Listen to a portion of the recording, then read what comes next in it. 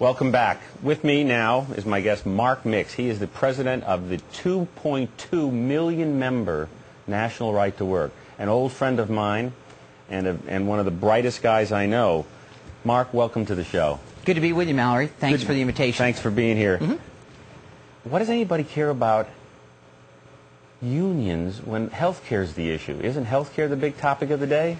Well, it is, and it's sucked all the oxygen out of the room of other things that are going on in Washington that are really important to taxpayers and citizens across the country, and hopefully we'll get a chance to talk a little bit about that today. And well, let's get to it right now. Good. And the bill is, what is going on with policemen and firefighters? There's a little town near where I live that has a volunteer fire department that does a great job and doesn't cost a lot of money for the local people. Yeah. What's this bill that you want to talk about? Well, 2 weeks ago, actually less than 2 weeks ago, there was a hearing in the House of Representatives in a committee regarding a bill that would federally mandate recognition of union officials for bargaining purposes over all police, firefighters, and EMTs across the nation. That's a big, that's a lot of words there. Let's break this down and try to make this a little simpler. Yeah. Well, the bill says this. The federal government is going to do a survey of the complete United States, and they're going to find out which states have not granted 4 core privileges to organized labor. And when they decide who does and who doesn't provide these benefits, they're going to tell the state, you must do this or we'll do it after a certain period of time. And what they want, what the firefighter union wants, is they want every state to force all firefighters under monopoly control of their union. Under current law, every firefighter in America has the right to join a union. In fact, 66% of all firefighters across the country have already decided voluntarily to join a union, but this bill would mandate that they be forced under union control. Can that volunteer fire department exist under this bill? Well, I don't believe so, and you have to ask the AFL-CIO and the International Association of Firefighters about that.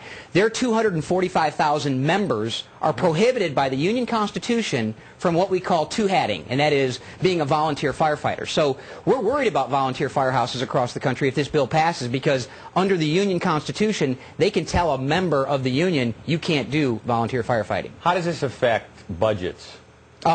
I mean, does it cost any more money, or is it just well, Mallory, join the union? You're the finance guy, and when I have a question about finance, I call you. But, you know, there was a story in the Wall Street Journal today on the op-ed page. I think it was Andrew Biggs of the American Enterprise Institute wrote a story about just the pension liability of the states. And because of the financial downturn, we're experiencing what the cost of monopoly bargaining does to the cost of running a government. Does it cost more? Oh, absolutely, absolutely. In fact, Franklin Roosevelt, I had this great quote from Franklin Roosevelt in 1937, which says, all government employees should recognize that collective bargaining, as generally understood, cannot be translated into the public service. So Franklin Roosevelt was opposed to the unionization of government employees, but yet we're on the verge of unionizing every police and firefighter and EMT in the country under this bill that's being debated in the House, and probably we'll find some movement in the House in the next couple of weeks. I'm told by some of the union guys that talk to me, very few do, that this bill would stop strikes. You wouldn't have strikes of all these people that they wouldn't strike at all. Yeah. So isn't that a good thing? Well, that's right, and that's one of the defenses they use on this bill, Mallory. They say, oh, there's a strike provision in it. But the fact is... Because I don't want the firefighters and policemen on strike. You don't either, do you? No one does. No one does. But here's what happens. In New York, it's a perfect example. There are severe penalties for strikes in the transit business here in New York City, but we had a strike, and the first thing that the union officials asked for is amnesty. So half the strikes that occur in America today, half the strikes for public employees, government employees, are in states where it's illegal to strike. But as former U.S. Representative Bill Clay says, he says, I don't care how you legislate against strikes. I'm quoting, most states now have legislation prohibiting strikes, but in reality, they have not stopped strikes. That's Democrat Bill Clay talking about public sector strikes and prohibitions. So this won't stop strikes. What it will do is force firefighters and police officers under union control, raise the cost of government, and endanger public services. Endanger public services. Absolutely. In Indiana in the 1970s, we had a firefighter strike, and they formed a line around a burning block of buildings with picket signs saying, you know, don't fight the fire. And I hope that doesn't happen in this situation, but the idea of protecting against strikes is no defense at all. Well, this bill does infringe on states' rights. Oh. You've said that a number of times. Could you explain how it does and about the 10th Amendment? Well, I've asked several members of Congress who've co-sponsored this bill, and frankly, Mallory, there's a lot of Republicans that are wrong on this issue. And they're trying to do a favor for, quote-unquote, a union that sends some dollars their way from time to time, and that's an outrage. But the fact is, the 10th Amendment says that the federal government can't do anything unless the Constitution specifically says you can. Everything else is left to the states. And these employees are employees of the state. There is no federal compelling interest to get these people into unions. Now, the unions say that it's about morale. We've got to improve morale, so we've got to force these people into union collectives. That's ridiculous. That'll do nothing about morale. But isn't this really a federal issue? Isn't this really can a federal law take care of something like this? I mean, shouldn't it be able to? No, absolutely not. I think the states, I mean, we're talking about the issue of the 10th Amendment now with this big health care, the Obamacare bill that just passed, whether states are going to use nullification provisions that they have to get out of this. Well, I can't see anything that's any different than the federal government coming into the state of Virginia, where I live, and saying you must recognize union officials for bargaining purposes. In fact, this bill will actually overturn a statute that was passed in '93 saying everyone in the Commonwealth of Virginia can unionize, you can redress your government, but you can't force us to recognize union officials for purposes of negotiations. Wow. This police and firefighter bill is really only the beginning. I mean, we all know that this president had support heavily of the unions, very heavily. Yeah. And some of the kind of iffy unions, like the Service Employees International Union, SEIU,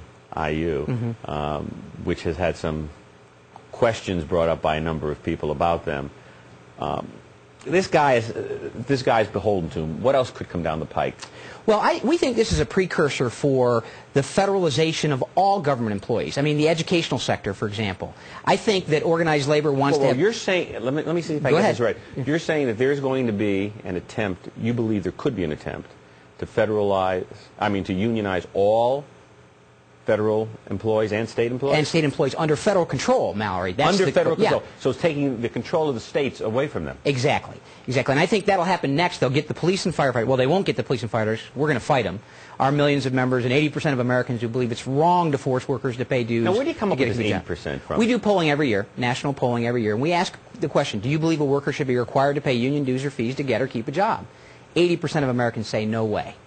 And yet, unfortunately, and I guess it's fortunate in some cases, public opinion does not make public policy. And we're kind of glad we saw it that with the health care bill. Exactly, exactly. You're exactly right. And that's a good thing for America most of the time. But this is a very serious bill, and as you've mentioned earlier with the other guest, the health care bill has kind of driven all of the other issues to the back burner, sucked the oxygen out of the room, and now we're waiting to see what the next hammer that they're going to throw at us is going to be. And I think it will be this bill to get firefighters, police officers, and EMTs under federal union control. It's an amazing piece of work, Mallory. And you just think about it and you say, why and how could they do this? And I think you'll see attorneys generals from South Carolina, North Carolina, and Virginia, and other states, the 24, 25 states that don't have bargaining at this point, will fight back in the same way they're fighting back against the health care bill. Mark, what are some of the egregious things that unions have done? Can you tell us a little bit about some of them? You're president of both the foundation as well as the committee, the National Right to Work Committee, National Right to Work Foundation, and you've helped in a lot of lawsuits against some unions that were doing bad things to people. Can you tell our viewers a little bit about some of those things?